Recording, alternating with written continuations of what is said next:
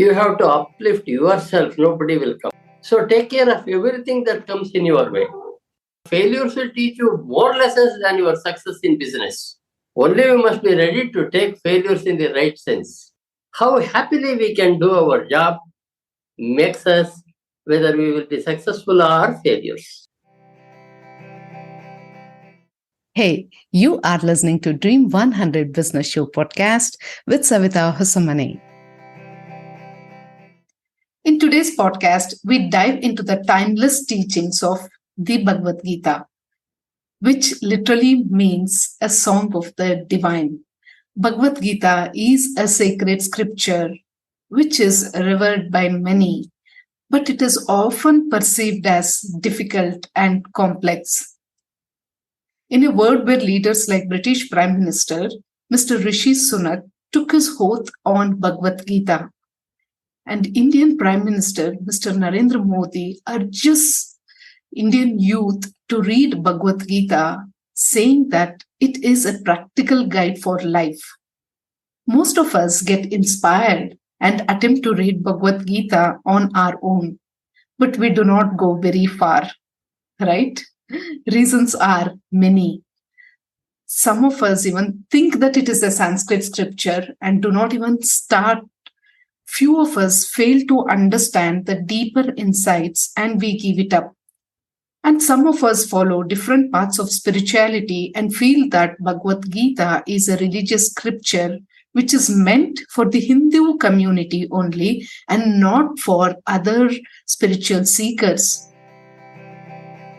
Today, we are privileged to introduce you to a remarkable teacher and his accomplished students who have not only studied the Bhagavad Gita, but have also succeeded in applying its wisdom to navigate the challenges of their diverse careers. So let's meet Shivaswamy Gurugalu, a master of Bhagavad Gita, who has dedicated over 2 decades plus in simplifying the shlokas and imparting the practical wisdom and business wisdom to people around the world. His journey began with a deep realization that Bhagavad Gita is just not a spiritual text, but it is a valuable guide for modern life. Joining him are 3 individuals who have embraced the teachings of the Bhagavad Gita in their own unique ways.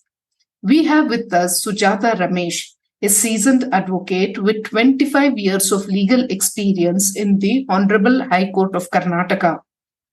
Dr. Rajni Ashok Pai, an anesthesiologist and a psychologist practicing for 46 years. Murali Krishna, a senior product manager in a big MNC with over 15 years in the IT industry. Together, they will share their experiences and insights on how the Bhagavad Gita has become a practical and a transformative guide in their respective fields.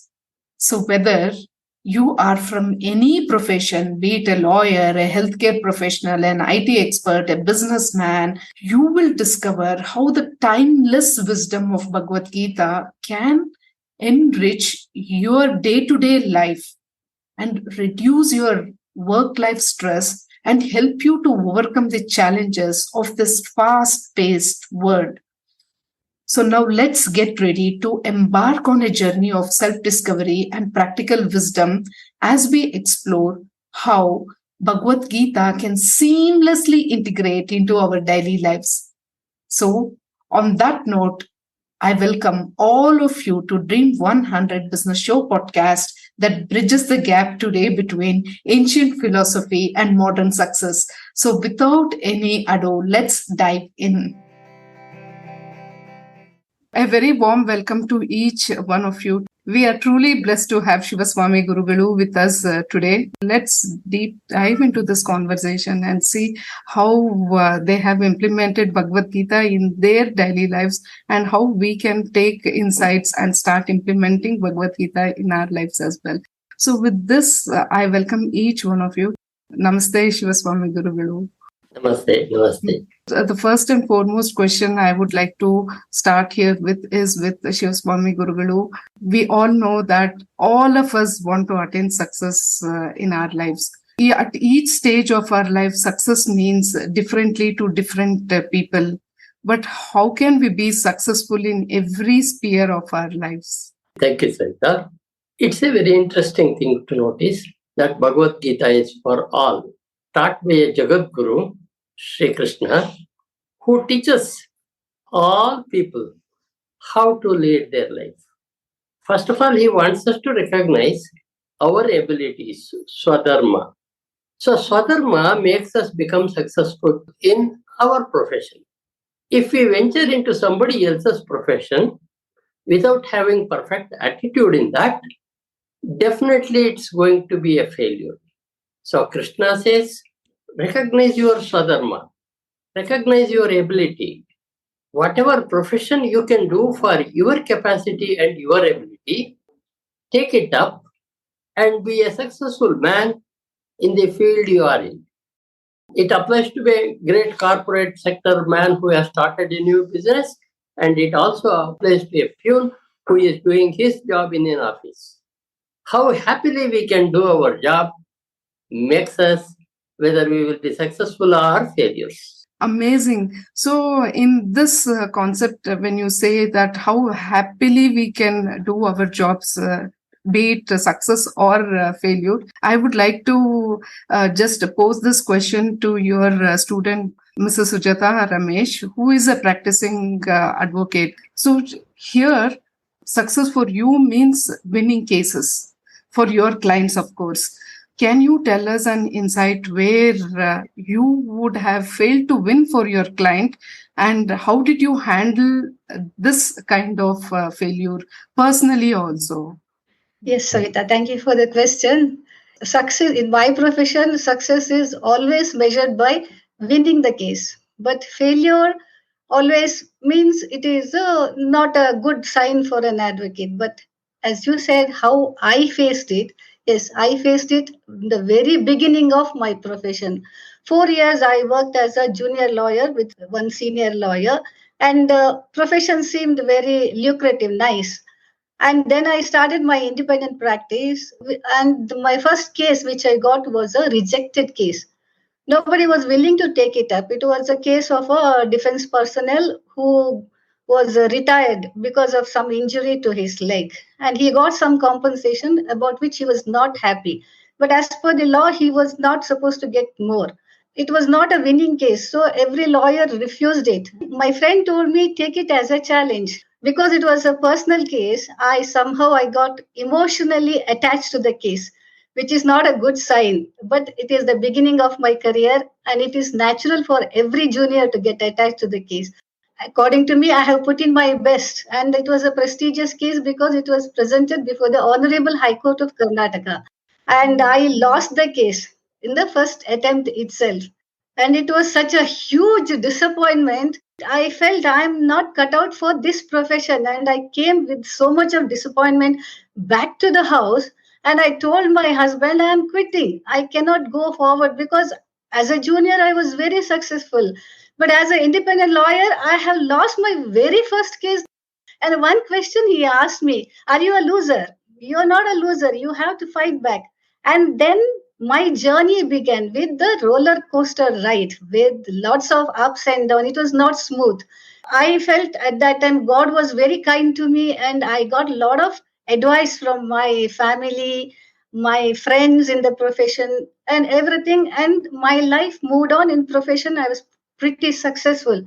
It doesn't mean that I was successful in all the cases. I have lost some cases, I have won many cases, but then the journey was with a lot of turbulence, but I stabilized myself. But then in the year during COVID, through my relative, I got connected to Bhagavad Gita class of our Gurugalu, Shivaswamy Gurugalu. And as I was listening to his discourse, it really struck me. I realized, oh my God, where I've lost my inner thinking, what advice I got during my course of professional life was nothing but what Krishna has told Arjuna during his confusion. See, these are the problems you have to come. I got it through my relatives, my family, my friends, and all. It is nothing. So what I felt was, I know every problem of every human's life, whether it is a lawyer's profession or anybody else's profession, answer lies in Bhagavad Gita. All we have to do is we have to knock at the door. We have to learn that. We have to see that. I felt if I had learned it before, probably I would have been in a better position in my professional life. I wouldn't have faced so much of turbulence. I was introduced to Bhagavad Gita from my birth. My father was a great scholar and he was an advocate.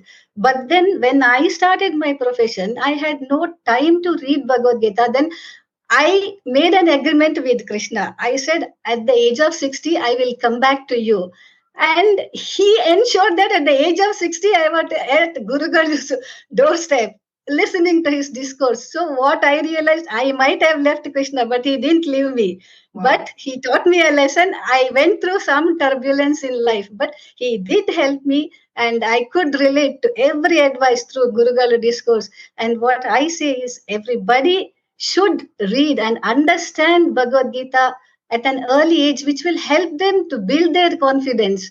Not like facing difficulty, going into sulkiness or to depression, and then taking advice and then come back. No, if you read it initially, it will definitely help. And either Shivaswamy Gurugalu or some Gurugalu will definitely come into everybody's life to show the light. This is my personal experience, which I'm very happy to share with you. Thanks a lot, Savita. Yes, as you rightly put it, whenever a student is ready, the teacher appears. So yes. Thank you. Thank you for sharing this super insight with us and for our listeners. And I'm sure most of our listeners are ready, and that is why Shivaswamy Gurugalu has appeared today on our podcast.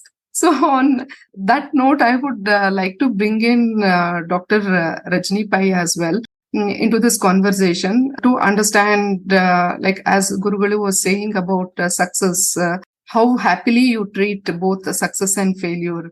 As a doctor, you would have started facing numerous wins in your life. And especially for doctors, what happens is patients treat them as second gods. When their lives are saved and when you cure people, you are put on the pedestal almost equal to God. And at such times, there are chances where success goes to our head. It is normal because we all are human beings. So as doctors, how do you keep yourself grounded and not let success go into your head? And has there been an instance where you felt that success went into your head? That was a very good question, Savita. Yes, as doctors, and when a life which was practically being sniffed out because of an ailment or because of a heart attack or any condition that the person was suffering from was practically lost, but by the CPR or by our efforts, human efforts, the patient comes back to life, gets onto the ventilator, and then comes out of the ventilator and the ICU, walks back home. Well, that success pushes our ego on a different pedestal. This ego, as you rightly pointed out, how successful have we been in controlling it, or when it creeps in, how you handle it? Well, let me tell you, ego is the first thing which just establishes itself into us at the start of the day when we start seeing patients. I am doing this. I have seen this patient. I have got him better. And in the due course, when the person comes repeatedly for the follow-ups, and I find that the person is getting back to recovery road and doing things what I handle these mentally ill cases, those who are having some emotional problems as well as psychiatric problems. These people, when they get back into the social network and social stream, and they're doing successfully well, that which I did it, comes up with great force. Now, reining in that ego and coming back to the ground is a very difficult task. You like to be in that halo for some time. But when you reflect back, and especially at this later age of my life, 74, I realized that the tablets which we prescribe, like we prescribe chlorpromazine, which was discovered in the 1951s and 52s by Paul Charpentier in a French lab in France. We use the medicine. Nobody knows Paul's name at all. We prescribe this medicine and the person gets better. No thanks to Paul at all. So similarly, Shushruta, who was supposed to be our first person to have introduced medicines, including plastic surgery and surgery at different phases. Nobody remembers Shushruta. We don't pray to him. We take the Hippocrates' oath, but not the Shushruta oath. So there are so many things which we need to have an insight into, which we need to make ourselves humble to realize that we are not the main people to get these patients treated well. One thing is that I sit across the table and advise a lot of things, but it is for the person to take up that advice and go ahead in life. If they have taken it up in the right way and gone ahead in life, yes, they have recovered fully. Those who have not taken it up or have given up the medications or not come regularly for follow-ups and not tapered off their medicines as desired, they go in for side effects. They go in for these ups and downs and relapses. Now, when they come back to us after a lot of doctor shopping and coming back to us, keeping our emotions in rein by not getting angry with them or even rebuking them for not having kept up their regular follow-ups, to be calm and understand their viewpoint as to why they changed their doctors.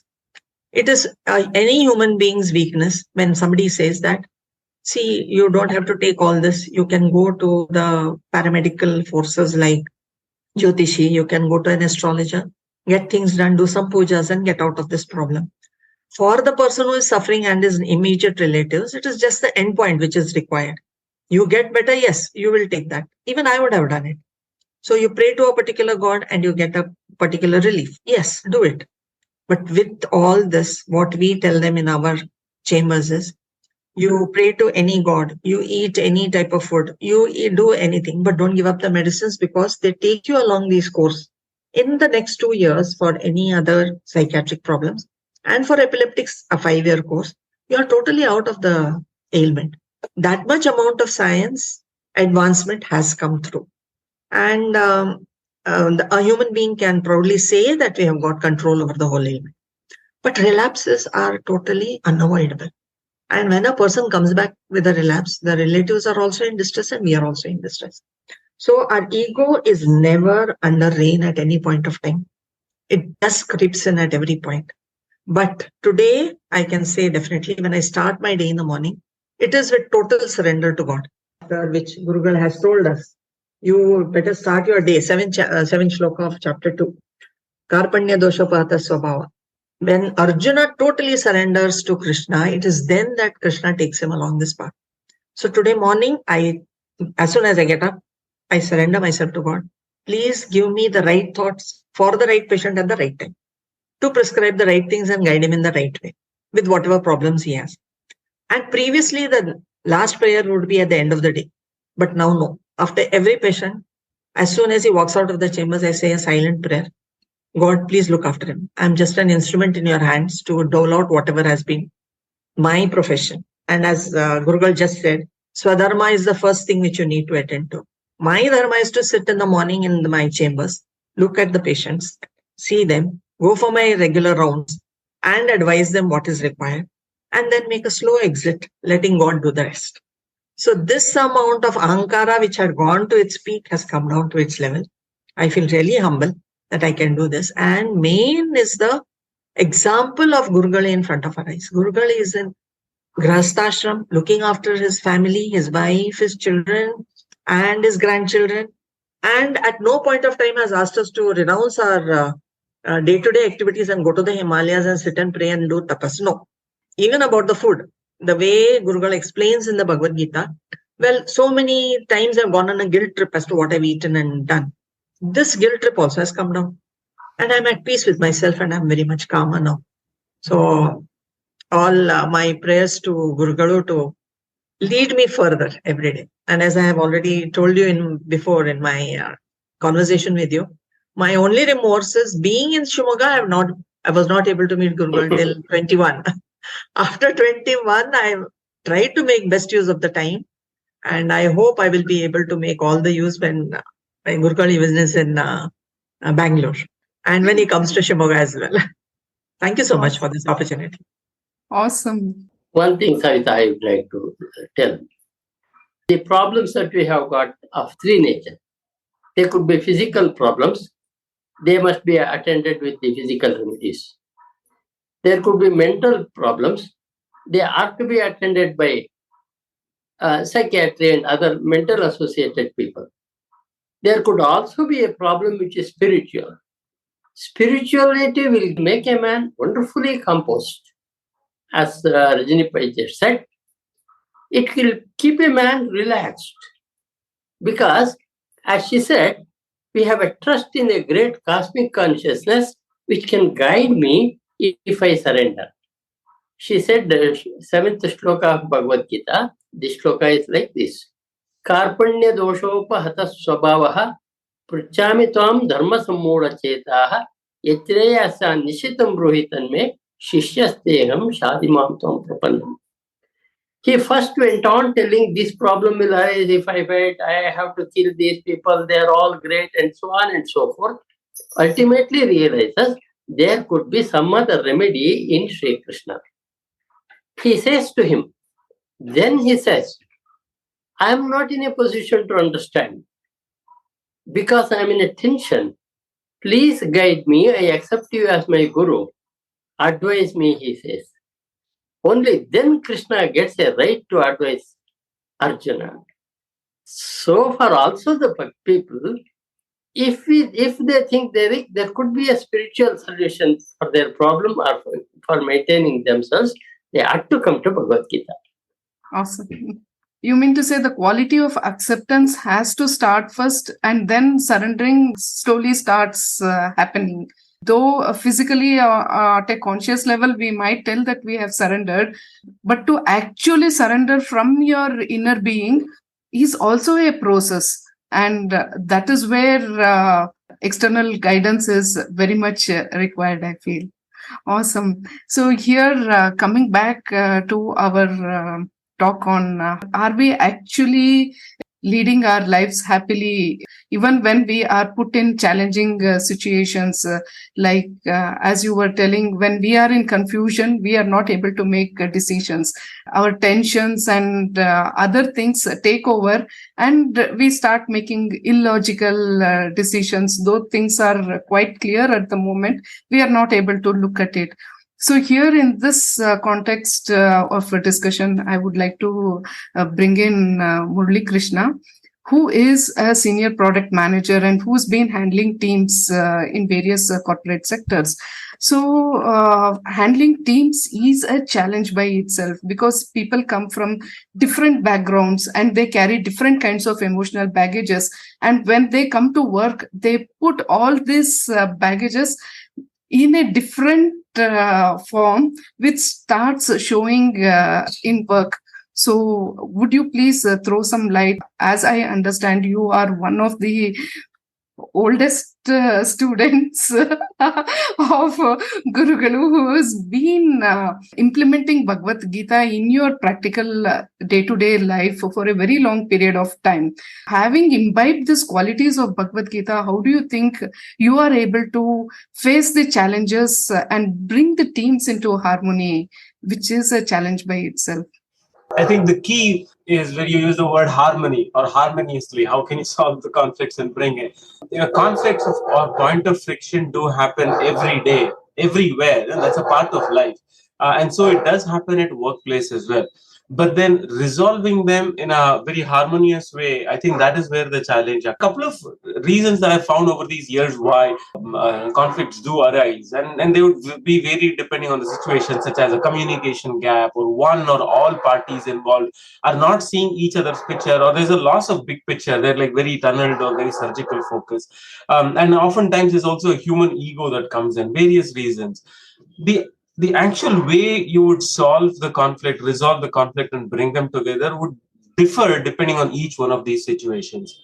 But there is an underlying principle at the base of which that I've found has been a game changer and something that kind of dawned upon me during the Bhagavad Gita classes. Gita talks about Sakshi Bhava, getting involved and executing the tasks without being attached to it, without being succumbed to it. In journalism, I've heard people say, bring a story, you don't be a part of the story. Right? If there's a war going on, we want coverage of it. If there is riots going on, we want coverage of it. We don't want the journalists to get killed in the riots and that itself becomes the story. Similarly, And this holds true extremely, well, if you're trying to resolve conflicts among your teams or team members, or your teams who are trying to execute projects across, with other teams, in a cross-functional setup. You don't want, as a manager or a leader, to succumb to it and you itself become a part of the problem. So, standing aside and then looking at it from a witness point of view, looking at everybody equally. So the second aspect of it, one is you want to be the Sakshi Bhava, don't get involved into the story itself. And then something that is very resonating, echoing in every corporate world today is diversity and inclusion. We want to be treating everybody equally. There's a very nice statement referred in Bhagavad Gita also, which says that, no matter who it is, a learned scholar or, a person who eats dog's meat and lives outside the city, an elephant, a king, everybody would have something of their own. And hence everybody should be respected, everybody should be treated well, not equality for the sake of equality, but equity. If we apply that, everybody who's involved in a situation, working for you, working with you, working to towards the same goal, would all have some special qualities. So if we could acknowledge that, respect that, and then just make them feel that you've understood it, usually people do come the other half of the bridge to be able to resolve. I think these things, when I started bringing into practice at work, it has been quite a game changer. The amount of co-working, the amount of working togetherness, the harmony between the teams have drastically increased. We all know that knowing is very much different from doing. How do you think you brought in that effect of Sakshi Bhav, that is the witnessing, into your work? That's exactly what Bhagavad Gita teaches anyone, how to learn Sakshi Bhava. In every chapter, he says, follow this, you will get this. Follow this, you will get this. Nowhere he makes an advice where he doesn't say the way to get that advice done. So Murali has that. Thank you. Continue. Okay, so I think there's repetition and reiteration, I would say. At the very outset, at very base level, I would say, if you go through classes, if you read it, there is nothing in Bhagavad Gita that may sound new to you. It would be very common. You would have heard in, quotes, quotations, reels and whatnot, and, everywhere these days. But the way it helps out is through repetition and reaffirmation. To me, the way it worked out is, okay, you should not get involved in it. Don't be bothered by the world around you. It's not the first time I heard it. But the fact that it has been told in Bhagavad Gita and people have been following it for thousands of years tells me that this is not unachievable or this is not wrong. This is the right thing to do. It gives a reaffirmation. And then repetition. In fact, in Bhagavad Gita itself, Arjuna says these things are very nicely said. It is easier said than done. Krishna, how do I practice it? I think 6th or 8th chapter, he does ask the same question, and I would want to quote the same answer that he says. By practice, you can get it done, right? So repetition and reaffirmation, these are the two things that help me bring these things into practice. I can probably bring an example and share with you also. So I attend the classes every day and listen to his YouTube recordings every day. It's not making me more religious. I'm not spending more time in the puja house, but I can tell you I'm spending more time enjoying life. It's because of this reason, that repetition, the more you repeat, just of human nature, we will just keep getting on us. And Bhagavad Gita itself has acts as a reaffirmation that this thinking, this line of thought is rightful. So one example was I had, two teams who were working on a project. They were in different geographies. And then one was based here near me, and I could see that person, a couple of people in the team working really long hours. They start early in the morning due to family situation and so on. And then because this was like a 12-hour difference, the other team, comes in much later, which is late evening for us. And so this, these folks in this team near me geographically, they had to take evening calls to be able to resolve. And this was a project which required constant communication. So the team in the other geography had to, kind of adjust. They had to make way. But it so happened that for weeks and weeks, this particular team ended up spending 12 hours or 14-hour days, because they start in the morning, finish their work, and the meeting starts late in the evening. So the question does come up, why do we always have to take the meeting in the evening? Can the other person not take? So that everybody has a balance. One set of teams are doing like 7-8 hours a day, and I'm doing 14 hours a day. This is a constant conflict that I think most of us face in companies these days. And the way to resolve that is, of course, you could have a conversation, make them understand. And at that point in time, the person who was working shorter duration, the two people who were working there, had a point that, oh, I can understand it's difficult for you, but I have a life situation where I have to take my kids to the school in the morning, bring them back from school in the evening. It becomes very difficult for me to do. The reality of the world is the same situation applies to both sides. They also have commitments, they also have family to take care of, and so on. So how do you resolve this? The simplest way is if you could react to it and say that, so what? So does everybody have a life? Everybody has family, and then it could turn into offensive. I think it's the path that kind of helped me work well is, oh, okay, so acknowledge the fact that they have a kid, so they have a kid or kids, and it's difficult. They have to manage all those balance, all those acts, and how difficult has it been, and then a 10-15 minutes conversation, and then and then explain the situation of the other side, and then say that I can help in, pitch in. Can we resolve it in a different way? Would mid part of the day work better for you? Do you want to put your kids to sleep? And then explains examples of others that have been resolved in the past. That many a times they put kids to sleep when it's a young toddler or an infant, and then they come back and work for a couple of hours at 10 p.m. so that they're able to acknowledge. And then, so now there are these kids of the other parents who are missing out because their parents are working for 16 hours a day. It takes a lot of conversation, but then the fact there is not to take it personally, not to be a part of the story, and then really respect that. A lot of people say that this person is really a hooligan. They're just not, they're not respecting anybody. They're just being a very bad-minded, insensitive people in a relationship. Should I even respect them? One thing that I've found over these years is, yes, please do respect and go ahead. And the respect that you give does not go waste. At some point in time, it does turn people around and then make them understand and come back to you. Mm-hmm. Awesome. So respecting the differences and then responding instead of reacting makes it an inclusive atmosphere rather than a conflicting atmosphere. Indeed. Awesome. I love the fact of what you said, that reiterating every day that has helped you. I hope this helps our listeners as well. Here again, we have a certain few questions from our business owners, where I would like Gurugalu to answer these kind of situations, especially for people who come from the business world. When two businesses who are big brands by themselves, but who sell the same product. For example, if it is coffee, they sell the same product. And we see that, especially in malls, all these coffee shops are next to each other. But we see that one coffee shop is lined with customers, and people are willing to stand in queues, and they're buying the same coffee, paying a higher rate or almost the same rate, but the other coffee shops do not have that kind of business. So it is not easy for a person, for a business owner sitting over there who has invested so much amount of money, and he feels that what is wrong with my business, what is wrong with me. So how do you think a person can address his own inner conflict at that point of time? Saida, what you said brings to my mind what Krishna says. So in usual case, God did not bless us, that's why we failed. That's what they think. Not at all. They have to consider all things. Krishna says there are 5 points responsible for your success or failure in your life, not just God. One is the physical body. Adhisthana, he says. I'll tell the shloka, then I explain. Adhishtanam tata karta karanancha prutak vidam vidascha prutak cheshtaha daivam chaivatra panchamam. Wonderful, he says.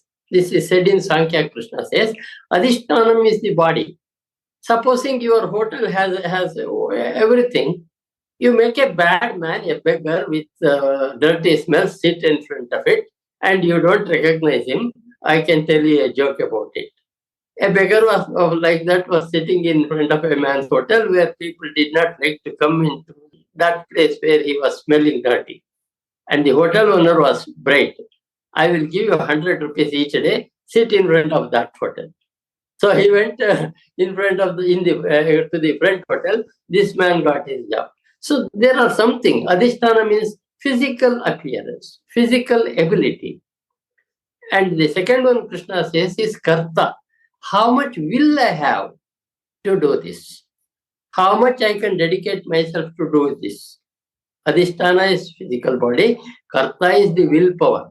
Supposing he feels that my friend is working in such a big office, I have to run a hotel. If that small doubt creeps in his mind, he won't be a successful man.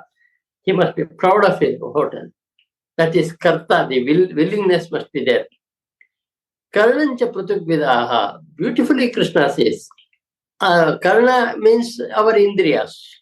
Supposing your person who makes coffee doesn't know the taste of coffee. He makes a coffee which he thinks right and gives it to the people. So is the case with masala dosa, whatever product you are selling. You have a wrong man.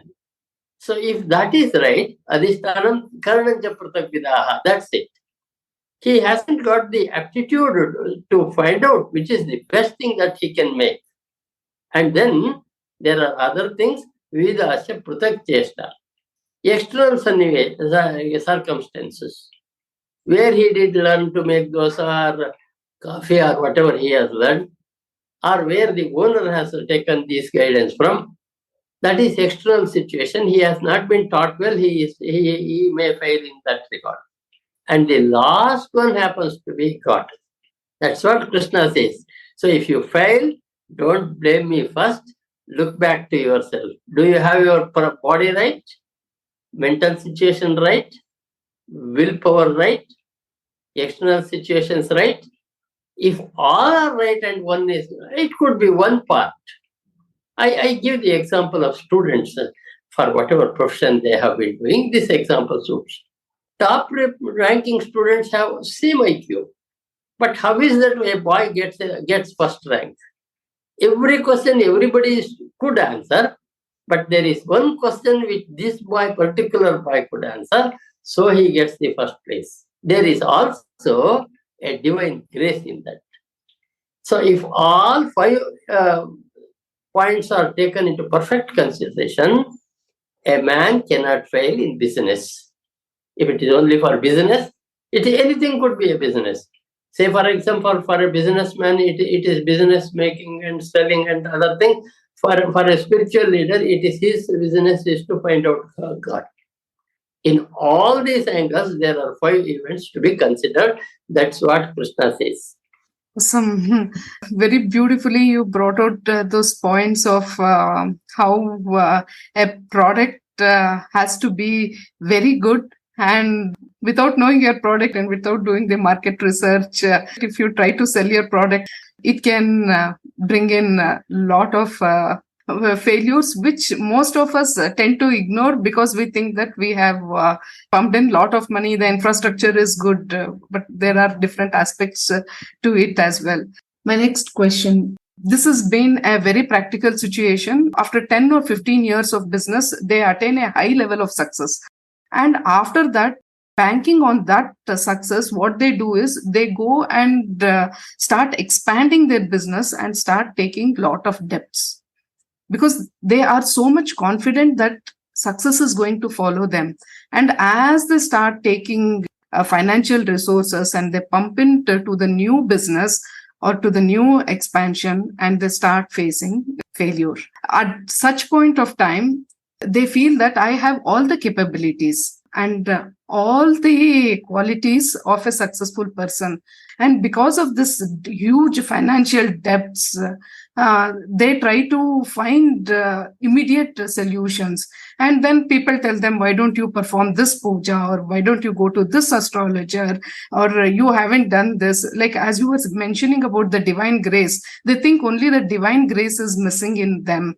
And every time they try to attract the divine grace, it keeps going away from them. So at such situations, what are your thoughts for such business owners? Krishna says one perfect thing in 6th chapter of Bhagavad Gita. You have to uplift yourself, nobody will come. Uddhared atmana atmanam atmanam na avasade. Atmaiva hatmano bandhur atmaiva ripuratmana. It's a wonderful shloka. That is, you have to uplift yourself. Nobody will help you. So take care of everything that comes in your way. You set up a business, how he fails in future. I give you an example. There is what's called a pager which came in the meantime. Our phones came, and then before our mobile internets came, there was what's called pager. Pager, the intention of the pager was to give information to the man who was, supposing he is a doctor, he is in the farm. If there is a serious patient in the hospital, they can send a message through the pager to him. They started doing it. Before they established the pager towers, it was there in Shimoga, neighbor to my house. The mobile came and pager totally lost it. They had to remove it. So a businessman must be aware of the world around and the need of the people every time he does it. Wow. Only then possible. And it is possible. With Bhagavad Gita, it is possible. I can give the example of Rishi Sunak. He said, I am guided by Bhagavad Gita. When a man takes the responsibility of a country and says, I am guided by Bhagavad Gita to meet the challenges that come in my life, doesn't it apply to a businessman who is definitely not to that attention-oriented job? Definitely. So Krishna tells us to be careful with the affairs. Defeats come, face it, change the direction. Repeated efforts may teach you a lot. There is one thing which Krishna says in one of the shlokas, Neha Abhikrama Nashosti Pratyavayo Navidyate Swalpamapyasya Dharmasya Trayate Mahatavaya. It's a wonderful shloka, and once again, whatever you have done good, it will never fail. If it doesn't work here, it will definitely help you. Your failures will teach you more lessons than your success in business. Only you must be ready to take failures in the right sense.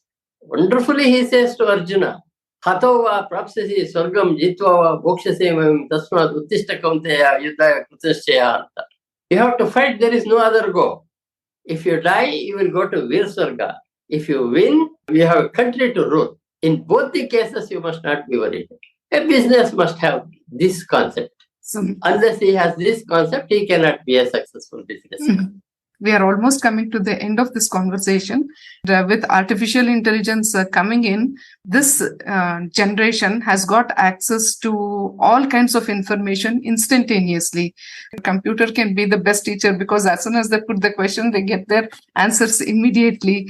So without a teacher in place, it is quite difficult to understand life's challenges and deal with, to be happy in life. See, you can get answers, but to actually handle that situation in a happy way, or to lead your journey happily, a teacher's presence is very essential, is what our experiences say. So how do you communicate this to the next generation? That I generally tell this with a small example.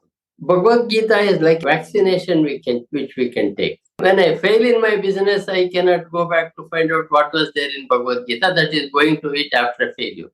Suppose you have taken the vaccine of Bhagavad Gita before you venture into the world. Then you know that there could be two things: failure, which you will be prepared to take; there could be success, which would not have headweight nature later. You can politely continue the journey of life. Awesome. As you said, we get all information on internet. Why do we need a teacher? If anybody says, never possible. Unless a boy goes to a school, he cannot think of learning anything. And every businessman has also got an ideal of some other businessman who succeeded in his life. By itself, I cannot make any experiment. All previous knowledge to be taken before we proceed to the further part of our experiment or manufacture or whatever you want to say. So by itself, we cannot learn anything. There's a history behind us. Know it, go ahead and get successful. Yes, awesome. Teacher is the one who will guide us when we fall down, where exactly we fell down. To point out that mistake, a teacher is very much essential. I completely agree on that note. I consider that the greatest teacher happens to be Krishna. That's why we say him Jagat Guru, Krishnam Monde Jagat Gurum, we say. He can teach anybody who has come with a painful heart will get a solution in Bhagavad Gita. Wow, amazing. So before we end this conversation, I would like to ask all the participants here to summarize Bhagavad Gita in one line. That would be great. SujathaRamesh, would you like to go first? Yes, difficult question to summarize Bhagavad Gita. Bhagavad Gita has got the potential to change your life, make you confident, and as Gurugalu said, to accept defeat and victory in a very humble way. Immense peace or immense stability to the inner self and live life in a better manner. That's all I can say. That's what I learned from my father and my Gurugalu, Shivaswamy Gurugalu. Something, one sentence, Bhagavad Gita will give you confidence to live life in a better manner. That's awesome. All. So, Murli, would you like to go next? I would echo on the fact that it's very difficult to say, that I can summarize Bhagavad Gita in one line. But I think I'll take refuge of one of the famous writers of Kannada, DVG. If I were to just summarize in one line, I would say Bhagavad Gita is Jivana Dharma Yoga. It just tells you how to live life in a peaceful and happy sense. And that's the goal of life, and it'll help you achieve the life. Don't think of next life, after life, nothing. Your present life is awesome. That's how you can make it. Mm-hmm. Super. So, Dr. Rajni, would your thoughts on this? Having read Bhagavad Gita at 6:30 in the morning in the class and then facing it prepares me to take any situation or any vicissitudes of life in the right way without being perturbed, without injuring myself in my health or in my mental peace of mind, and just go ahead till the end of the day in the same equanimity which I would like to face the world. And with the Guruji's word, which keep echoing in our minds all the time, it's like Krishna coming directly through Guruji to us to guide us on this path. It's like a torchlight which leads on a dark pathway. I have some external supreme force behind me to take the right path. Amazing. So, Gurugalu, your thoughts. Krishna says a wonderful thing. You remember me and do your work. But there is one doubt that may creep. Can I remember God always when I do my work? Sometimes two things cannot occupy the same place. Either you have to remember God or you have to concentrate on your work. That's why Krishna says, Tasmat sarveshu kaleshu mam manusmaratycha. At all times, remember me and fight. Remember me before you start your job. When you end your job, remember. I usually tell a story. I think we can end with a story. Sure. A ship was moving around, and there was a hole in the bottom of the ship. On the deck of the ship, there was a great priest, religious leader. The captain of the ship was an atheist. He wanted to teach a lesson to the priest who was sitting on the top of the deck. He came and said, Swamiji, there is a hole in the ship, bottom of the ship. Water is gushing in. Can I call all people here to pray? Let's pray. If your prayer can save all of us, I will call all of them to come to the deck to pray. Will you teach us prayer? He asked, thinking that the priest would give a wrong answer. But priest was great.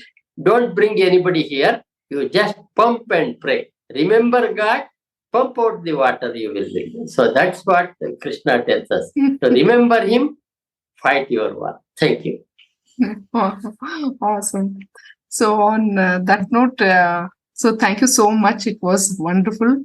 And thank you for all the participants as well. You come with your immense experience and you have shared your life experiences with us on this show. And definitely it will add a lot of value to a lot of people.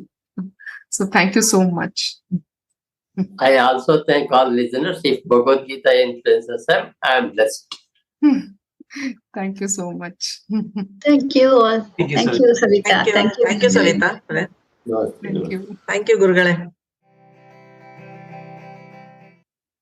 Isn't it wonderful to learn the invaluable lessons from Shivaswamy Gurugalu to navigate our work-life challenges?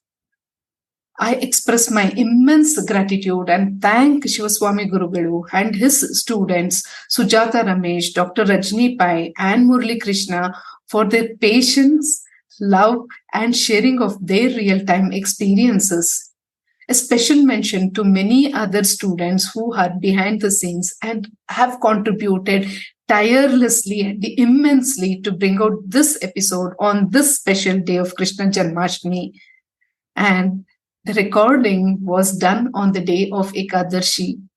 These coincidences are not mere coincidences, but it is a play of the Lord. It is His Leela. It is His showering of His love, and thereby holds a special place in each one of our hearts. Each statement in this episode is a learning by itself. I'm sure each one of us will have to listen to it several times to grasp the real meaning of it. And my top 3 learnings include: whatever might be your profession, see to it that it aligns with your skills and abilities so that success will definitely follow you. My second learning is that carry out your duties without being attached to them.